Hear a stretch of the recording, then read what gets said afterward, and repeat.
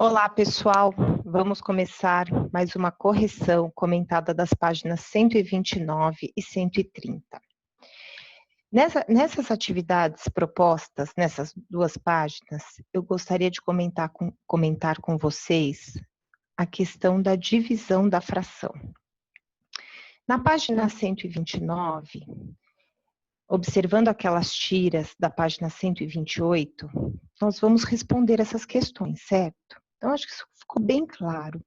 Então, aqui é como o meu inteiro foi dividido. Se ele foi dividido em uma parte, ele está inteiro ainda, ele não foi dividido, que é a parte preta, é aquela tabelinha, o primeiro desenho, é o preto, ele não está dividido, é a representação do inteiro. Abaixo, todas as tiras do mesmo tamanho, então nós estamos comparando aí as frações do mesmo tamanho, né? Se elas tivessem tamanhos diferentes, eu não poderia fazer essa mesma representação, certo? Então, essa primeira observação é muito importante. A gente não pode comparar coisas com medidas com tamanhos diferentes, né? Então, isso daí é bem importante salientar. Aí, o que acontece? Vocês tinham que observar aquelas tiras, nós fizemos a live da página 128, isso ficou bem explicadinho para vocês já, então vamos relembrar. Então, enquanto mais partes eu divido o meu inteiro, menor fica a parte representada, certo? Então, vamos pensar na barra de chocolate. Se eu tenho uma barra de chocolate e vou dividir a barra inteira com 2 colegas, eu e mais 2, em 3 partes, o tamanho vai ficar razoável. Se eu for dividir essa barra de chocolate, a mesma barra, do mesmo tamanho, para 5 colegas, eu e mais 5, eu vou dividir em 6 partes. Então, o pedaço vai ficar bem menor que o que cada um vai receber, certo? Então, é isso aqui que vocês vão observar na página 129, ó. Então, compare os numeradores das frações que correspondem a uma das partes de cada tira colorida. O que essas frações têm em comum? Todas têm o mesmo numerador. A gente está pegando uma parte só de cada tira dividida. Isso que é muito importante. Então, observem todos esses exercícios da página 129, olha, todos têm o mesmo numerador. Nós estamos pensando em uma parte daquela que foi dividida. Então, se eu divido a tira em 2 partes e pego uma, eu pego um pedaço grande da tira.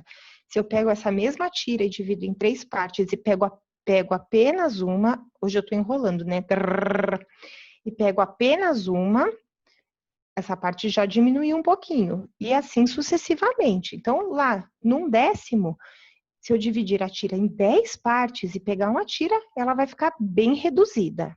Certo, gente? É isso aí. Isso aqui que vocês têm que observar. Já na página 130, são outro tipo de comparação que a gente vai fazer. Olha lá. Nós temos o inteiro na figura A e na figura B. Do mesmo tamanho, com as mesmas divisões. A figura A está dividida em 12 partes e a B também em 12 partes. Aí ele diz assim: A, escreva a fração que representa o número de partes azuis, as partes pintadas da figura A, 5 dozeavos. E a fração que representa o número de partes azuis da figura B, 4 dozeavos. Vamos novamente pensar se fossem 2 barras de chocolate. Qual parte você teria mais vantagem em comer a parte azul? A da figura A ou a da figura B? Logicamente, da figura A, né? Você comeria 5 pedaços da barra de chocolate que está dividida em 12 partes. Olha a diferença. E aí, da figura B, 4 dozeavos. Você comeria uma parte menor, certo? Então, a gente faz essa comparação como se fosse uma barra de chocolate, porque aí fica mais fácil entender o que o problema está falando. Então, observe.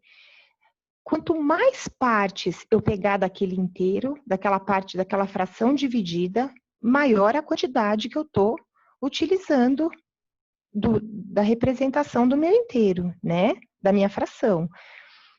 Vamos retomar novamente. Então, se eu divido em 12 partes e pego 5, peguei mais partes. Se eu pegar 6, mais ainda. 7, mais ainda. Se eu pegar 12 partes, 12 de 12, eu peguei o chocolate todo, o inteiro. Certo, turma? Agora ele dá uma outra representação da reta numérica, olha. A reta está dividida em 12 partes, iguais, do mesmo tamanho. Então, ela começa com 0, uma parte de 12, duas de 12, 3 de 12, 3 dozeavos, 4 dozeavos, 5 dozeavos, e assim sucessivamente, até completar a reta com 12 dozeavos. Então, observem aí na reta, 4 dozeavos está anterior a 5 dozeavos, ou seja, ele é menor. Em matemática, a gente usa a representação, vocês todos já conhecem, desses símbolos aqui, ó, maior que, menor que. Tem aquela ideia da boquinha, né? Boquinha para cá, faz um traço, é o 7. Boquinha para cá, faz um tracinho aqui embaixo, representa o 4. Quem não sabe isso, já fica uma dica aí. Então, este símbolo é maior que, ou seja, lendo da esquerda para a direita, certo? Nós temos na questão A. Pensem bem se fosse pizza aqui. Qual seria mais vantajoso? Você quer comer bastante. Você comeria 7 nonos ou 5 nonos? Então, as duas representações aí estão do mesmo tamanho e com as mesmas divisões. Certo? Se eu pegar 7 partes da primeira pizza, vamos falar que é pizza, assim fica todo mundo pensando no pedaço da pizza. Eu vou pegar muito mais pedaços do que da outra representação, dos 5 nonos. E a mesma coisa com a letra B. Observem que nessas comparações aqui, os denominadores são iguais, certo? Diferente da página 129, que os denominadores são diferentes. Então, entendam isso. Isso que tem que ficar bem claro, são representações diferentes. Beleza, turma? Faremos muitos comentários acerca de frações. Conversem com as professoras na live, caso não tenham entendido alguma coisa. Vamos retomar esse assunto, fiquem bem tranquilos, certo? Bom trabalho aí nas correções. Vejam se fizeram tudo direitinho.